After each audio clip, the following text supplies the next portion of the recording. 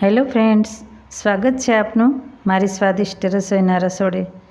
તો આજે આપણે બનાવીશું પ્રસાદ માટે ચૂરમાના લાડુ। એના માટે મેં અહીંયા 1.5 કિલો જેવો ઘઉંનો કરકરો લોટ લીધો છે। આપણે અત્યારે એમાં રવો અને બેસન પણ ભેળવી શકીએ, પરંતુ મેં અહીંયા 1 કિલો ઘઉંનો લોટ લીધો છે। ત્યારબાદ આપણે એને મોણ દઈશું। અહીંયા આપણે મુઠ્ઠી પડતું મોણ દેવાનું છે। તો મારે લગભગ 200 ગ્રામથી થોડું વધારે એટલા તેલની જરૂર પડી હતી। મોણને આપણે સરસ રીતે લોટમાં મિક્સ કરી લઈશું। ત્યારબાદ મેં થોડું ઉફાળું ગરમ પાણી કરી અને આ મુઠિયાનો લોટ બાંધી લીધો છે। એકદમ મસળી અને સરસ કઠણ લોટ બાંધવાનો છે। ત્યારબાદ આપણે એના મુઠિયા બનાવીશું। જો આપણે ઉતાવળ હોય તો નાના અને પાતળા મુઠિયા બનાવી અને એ ગરમ હોય ત્યાં જ આપણે એને મિક્સરમાં ભૂકો કરી શકીએ, પરંતુ મેં અહીંયા મોટા મુઠિયા બનાવ્યા છે।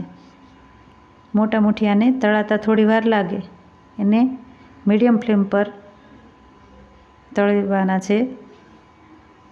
તો આપણે બધા મુઠિયા બનાવી લીધા છે।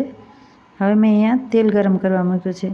પહેલાં થોડું તેલ ગરમ થાય ત્યારબાદ એમાં મુઠિયા ઉમેરીશું, પછી ગેસની ફ્લેમ લો કરી લઈશું અને એને થવા દઈશું।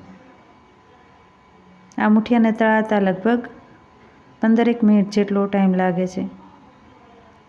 આવી રીતના મોટા મુઠિયા બનાવ્યો તો અંદરથી સરસ લોટ બફાઈ જાય છે અને એકદમ સ્વાદિષ્ટ બને છે।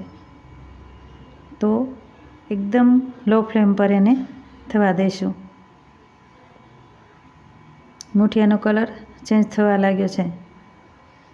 એ થોડા ગુલાબી થઈ જાય, એકદમ બહારથી ક્રિસ્પી, ત્યારે આપણે એને પ્લેટમાં લઈ લઈશું।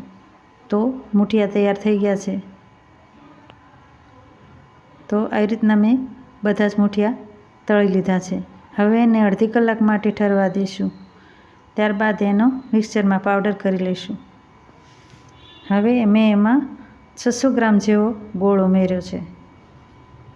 હવે એક પેનમાં ઘી ગરમ મૂકી એમાં ગુંદર તળી લઈશું। અહીંયા મેં 100 ગ્રામ જેટલો ગુંદર લીધો છે। આપણને વધારે ફાવતો હોય તો વધારે પણ લઈ શકાય। હવે આપણે ગોળ એમાં સરસ રીતે મિક્સ કરી દઈ અને આ ગુંદર ઉમેરીશું। અહીંયા મેં ડ્રાયફ્રૂટના ટુકડા પણ ઉમેર્યા છે। થોડો એલચી પાવડર અને અડધું જાયફળ ઉમેર્યું છે। ત્યારબાદ ઘી ગરમ કરી એનું ચૂરમું બનાવી લઈશું। હવે એના લાડુ વાળી લઈશું। તો તૈયાર છે આપણો થાળ ધરાવવા માટે ચૂરમાના લાડુ। મેં અગાઉ પણ આ રેસીપી શેર કરેલી છે। તો તૈયાર છે આપણા ચૂરમાના લાડુ, જે એકદમ જ સરસ બન્યા છે। તો તમે પણ આ એકવાર જરૂરથી ટ્રાય કરજો। તમને જો મારી આ રેસીપી ગમી હોય તો લાઈક કરો, શેર કરો અને મારી ચેનલને સબસ્ક્રાઈબ જરૂરથી કરજો।